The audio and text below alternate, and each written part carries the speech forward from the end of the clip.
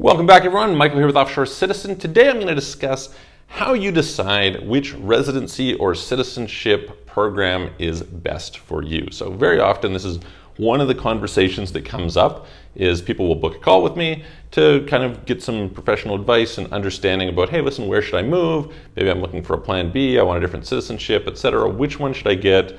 And so I help to guide them on that. And today I'm going to kind of take you through a really quick thing. If you would like personal help, please, again, reach out to me. You can book a call at calendly.com/Michael-Rosmer.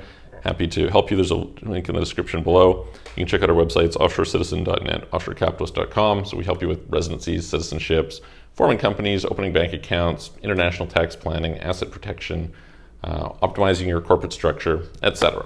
Okay, let's dive in. So I think for me, the framework is to try and understand a little bit about where the person is coming from first, right?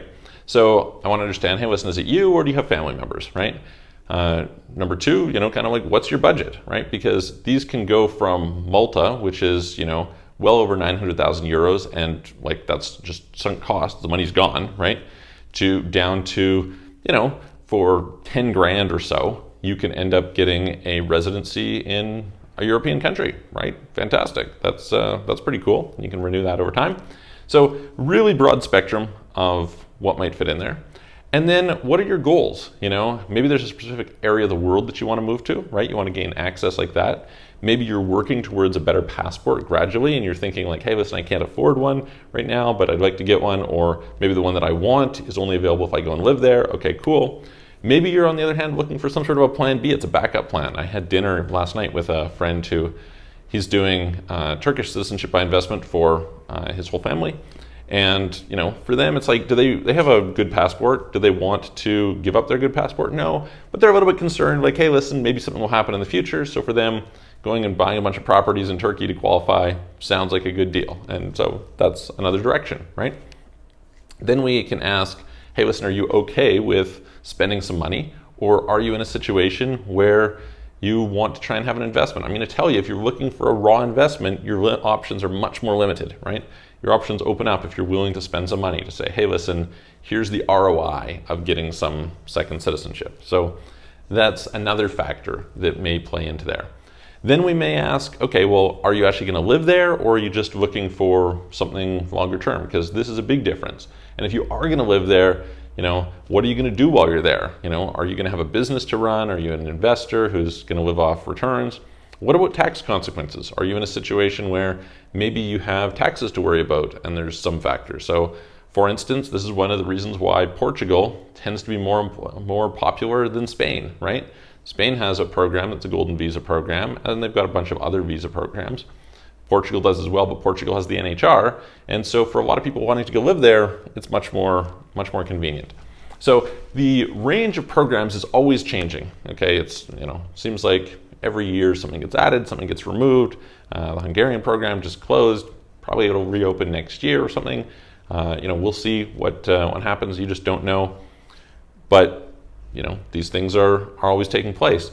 So I think you probably want to start by thinking about it saying, okay, first of all, you can just take your budget and you can use that to constrain, right? Because you can chop off a lot of options. If you're like, hey, listen, you know what? Investing €500,000 is too much for me. Okay, well then that eliminates those options. Hey, listen, a donation of 150,000 is too much for me. But you know what? 100,000 is okay. Like whatever the number is for you, using that to narrow it down, at least you have some sort of a box, a framework to figure out where to operate in. Then I think the next is, where are you going to live? Right? That's a very, very important thing because sometimes you can move to that country and you can work towards something awesome. And maybe you want to live there anyway. I have a friend from Ukraine and he went and ended up getting citizenship in Czech Republic. And he was like, hey, listen, I wanted to live in Prague. I like Prague. So for me to go and live there was not a big deal. Like it wasn't a downgrade in my life. It's not like I was putting in some sacrifice. And often in pursuing our goals, you can kind of like hit two birds with one stone, right? Amazing, fantastic, great. So that's an important part of the picture. So yeah, I would start by saying, like if I was to have like a decision tree here, I would say, okay, great. What is our budgetary constraints? Okay, cool. And in our budget, we're going to consider who are the people in terms of family members. Now it's worth noting that most programs, people over 18 are a problem. Like they can't be included as dependents unless they're like in school full time and you can demonstrate that. Even then, like usually if you want citizenship for older kids, there's a limited number of programs that you can add that in. Now, again, there are some options, but they're more limited, okay? So that's a factor, and it's going to affect your cost because there's almost always some added cost of adding people on, unless it's like a really expensive program or something like that. Then we can look at timeframes. You know, how quick are you looking for this? Because most of these programs are going to take 3 to 6 months to get. In some cases, if you're going for a citizenship, you're talking about like Bulgaria, Malta. I mean, it's in excess of a year. In the case of Malta, you're talking probably 14 to 16 months. And in the case of Bulgaria, you're talking at least, like in theory, they might say 18 months, but in practice it's longer, right? So you're talking about that period of time stretched out. So if you want to be shorter, that's going to narrow it down. I guess if you have like a criminal record or anything like that that's going to get in your way, that's going to be a limiting factor. So, you know, you need to consider that in your list of criteria. And then with those options available, I would say, okay, well, like, what am I trying to accomplish, right? Because I've narrowed down everything that I've removed makes it easier to make the decision because I can't do any of those anyway, right? They're out. So now we say, okay, like, what am I trying to accomplish? And in my experience, people are usually trying to accomplish one of 3 things, basically. They're an American who wants to renounce their citizenship. Okay, great. That's one thing. They need a second citizenship in order to renounce. Number 2, they're in a situation where they say, all right, I've got a desire to move someplace better. Maybe on my passport, you know, I'm from Nigeria or India or Egypt, and you know, I'd like to be able to travel more, something like that. So you're like, okay. Or maybe they'd want to go live in someplace different, right? You're like, I mean, if you just think about going and living in the EU and getting citizenship and then having your kids have access to citizenship and the benefits in terms of education and healthcare and things, like that can be pretty valuable, right? So maybe that's what you want. And the third option is you might say, hey, listen, I just want some plan B, right? These are kind of different approaches. Depending on like what you want of then it's like, okay, well, what do I want from those? So, you know, for me, I come from a place where you get a pretty good passport. So it's like, well, do I want to downgrade? Now, probably in my case, not. Now, some people are thinking, hey, listen, because I'm probably not going to use it, I'm willing to downgrade, right? I'm willing to go from, you know, a British passport to a Turkish passport because I don't think I'm going to need that much anyway. Other people are like, hey, listen, I want a really good backup, right? Maybe you're moving away from the US, you're renouncing, and you say, hey, listen, it makes sense to get Maltese because I don't want to give up what I've got now. I want something as good or better, which you basically get with Malta or so, like an equivalent passport, right? Cool. That's proper for you.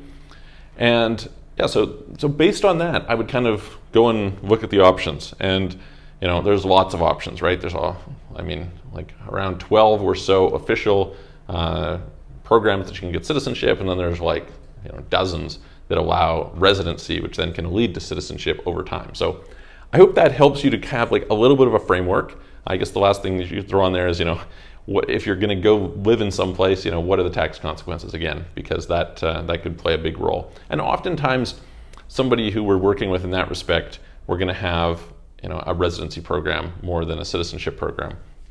And sometimes you're going to mix and match, right? You're going to say, hey, listen, I want to have a passport right now, so maybe I'm going to buy some Caribbean passport, but I would like to live in Europe, so I'm going to get a Portuguese golden visa that's going to allow me to do that.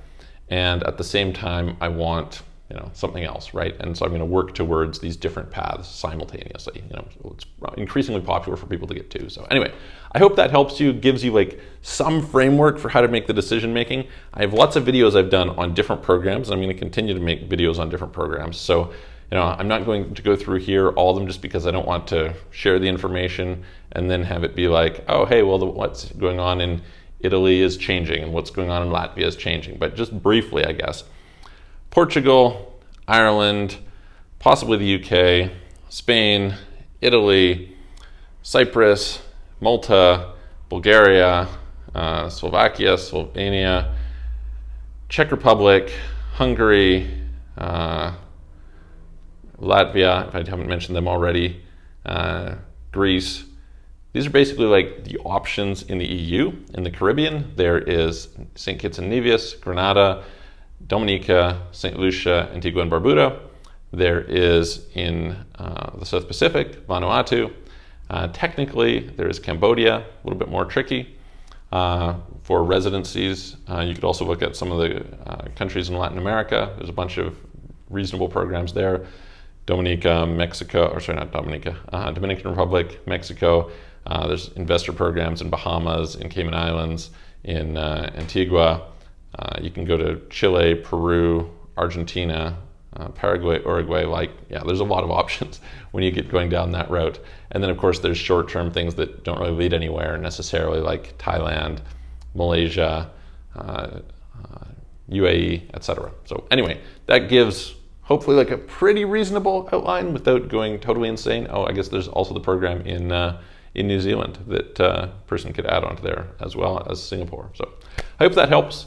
If you have questions about it, obviously it's complex. There's lots of options, etc. So feel free to reach out to me. Again, you can book a call, calendly.com/Michael-Rosmer. There's a link in the description below. I'm going to see you guys on the next video.